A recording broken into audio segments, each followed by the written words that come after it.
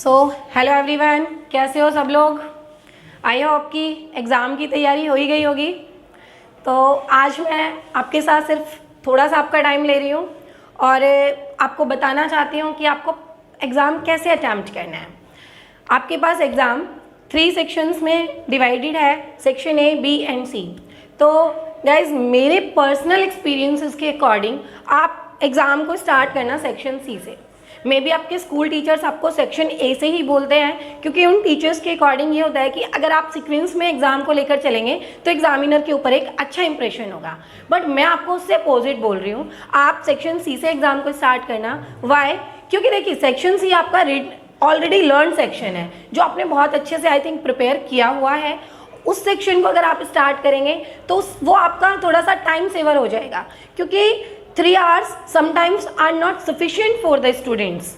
वो सोचते हैं कि 3 hours में हमारा पेपर रह गया। बाद में स्टूडेंट्स के एक्सक्यूजेस क्या आते हैं कि मैम पेपर बहुत लेंदी था, इस वजह से 4 मार्क्स का रह गया, 5 मार्क्स का, 10 मार्क्स का, जो भी है। लेकिन आपके साथ ऐसा बिल्कुल नहीं होगा अगर आप सेक्शन सी से क्वेश्चन पेपर को स्टार्ट करेंगे। सेक्शन सी में भी जो आपको रीडिंग सेक्शन, वो रीडिंग के लिए 15 मिनट्स एक्स्ट्रा दिए जाएंगे, आप उनको यूज़ करना for reading your section C. उसमें आपका एक्सट्रैक्ट गिवन होता है और आरटीसी गिवन होती है। फटाफट से एक्सट्रैक्ट पर नज़र डालना और आरटीसी पर नज़र डालना कि क्वेश्चंस क्या क्या आए हुए हैं और किस चैप्टर से हैं। फिर उस चैप्टर को एक बारी देख लेना माइंड में थोड़ा सा कि हाँ इस चैप्टर में हमें क्या क्या बताया गया था, and then after start your questions. उसके बाद जो आपके अदर क्वेश्चंस हैं, आपके 6 मार्क्स के 2 लॉन्ग क्वेश्चंस आने हैं, उन पर भी आप थोड़ा सा ध्यान देना उसी 15 मिनट्स की रीडिंग टाइमिंग में कि उन क्वेश्चंस में बेसिकली आपसे पूछा क्या गया है। कई बार आपको लगेगा आपको ऑप्शन में जो गिवन है क्वेश्चंस, वो दोनों क्वेश्चंस आपको बहुत अच्छे से आते हैं, बट उन अच्छे से में भी ये देख लेना कि बहुत अच्छे से कौन सा आता है, और फिर उसके बारे में भी थोड़ा सा सोच लेना।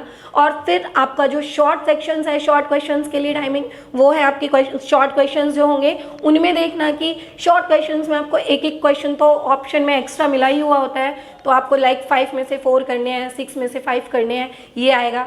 तो उसमें भी आप थोड़ा सा देख लेना कि कौन सा ऐसा क्वेश्चन है जो आपको बिल्कुल नहीं आता, उसको सबसे पहले रॉन्ग कर देना कि इसको तो मैंने टिक ही नहीं करना।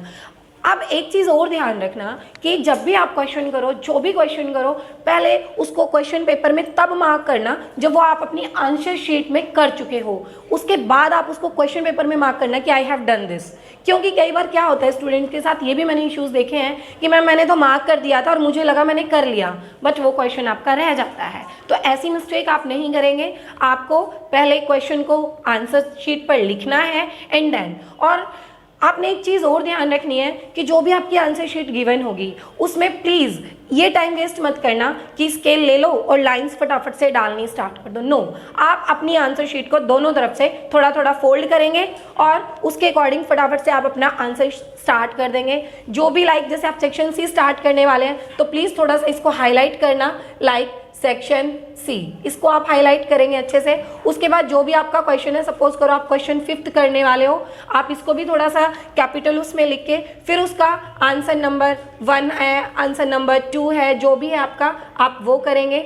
और बीच में आप लाइंस गैप जरूर देंगे। लाइक फर्स्ट आंसर आपका कंप्लीट हुआ तो गाइस 2 लाइंस तो एटलीस्ट आप गैप रखना, उसके बाद आप आंसर सेकंड करना। वो थोड़ा सा आपका पेपर बहुत ज़्यादा अच्छा इंप्रेशन डालेगा एग्जामिनर के ऊपर।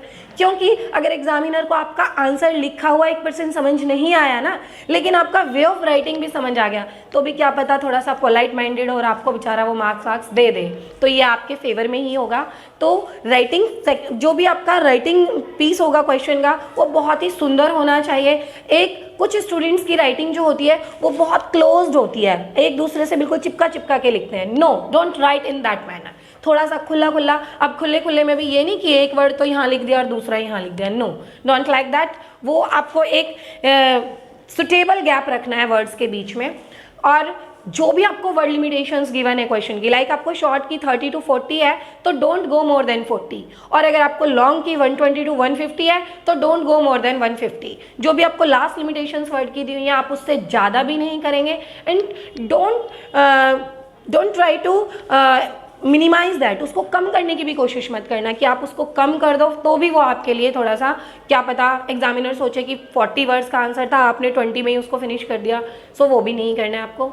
तो क्वेश्चन आंसर्स के लिए आपने ये करना है। सेक्शन सी के बाद आप जाना प्लीज सेक्शन बी पर।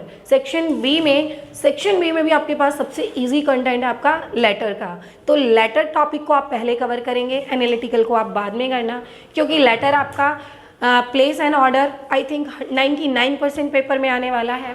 और जो आपका लेटर टू एडिटर है उसमें भी जो कंप्लेनिंग से रिगार्डिंग है शायद वही आपका आएगा, क्योंकि अब तक जो मेरे प्रीवियस एक्सपीरियंसेस रहे हैं उनमें तो यही सब था भाई। अब आगे का इस बार का थोड़ा सा पैटर्न हल्का फुल्का चेंज है।